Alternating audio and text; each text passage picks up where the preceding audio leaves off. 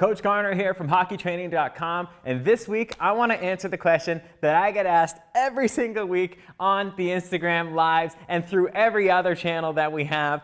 What's the best hockey workout? I get this without fail every single week, and for a good reason. People want to know what the best hockey workout is, and here's the answer. It depends upon you.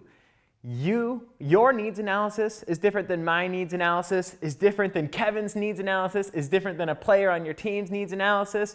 Why? Because hockey is a multidisciplinary sport. You need speed, agility, conditioning, mobility, resiliency, strength, accuracy, technique. You name it, there are so many, that's just 8 off the top of my head, of different disciplines hockey players need to be excellent in. So where one hockey player may need a little bit more functional strength because they're getting bumped around out in the ice and they're not staying strong on the puck, another hockey player might already be strong enough, and yet he's going to benefit most from a speed workout. Whereas another hockey player might be fast and strong, but they've got no conditioning. So they're going to need a conditioning approach. So when you guys ask me, what's the best hockey exercise? That depends upon you. What's the best hockey workout? That depends upon you.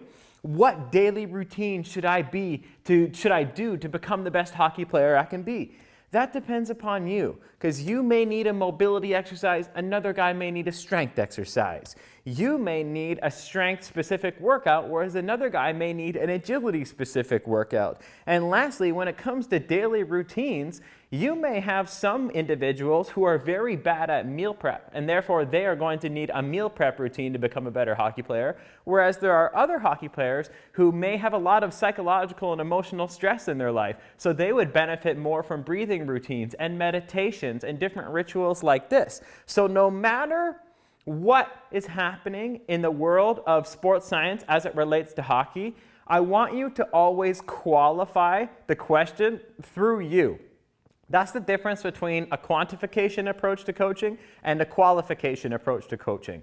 Quantification is outside-in measures. So measuring your training volume, measuring your training frequency, measuring your training intensity, what type of manipulations we're going to make toward periodization, what exercises, sequences, routines, workouts, exercise order, all of these metrics we're going to quantify from the scientific literature to apply and make the best possible hockey workout and or program. However, once quantification is done, if you want the best results possible, it's always very important to qualify that quantification through your own needs analysis. And that's where you come into play, because all the quantification in the world is not going to matter a whole lot if you don't qualify the needs through you, because you could be on the best hockey strength workout program in the entire world. But if you need more skill development, that's not really going to help you become a better hockey player. You see what I'm saying here? So that's why I create things like in the Men's League Domination Program, in the in-season domination program, in the off-season domination program. There are always customizable metrics, whether it is what exercise you use for cardio acceleration training, what exercise you use for active recovery customization protocols. Whatever it is, I always allow the athlete to have the base foundation in place, so all of the correct quantification is there, but the customizable aspects of the program allow for qualification and therefore move you from good to great. If you want to move from a good hockey player to a great hockey player, you got to come familiar with something known as KPIs, which is key performance indicators. Because you could have an extremely skilled hockey player, but he's always getting injured.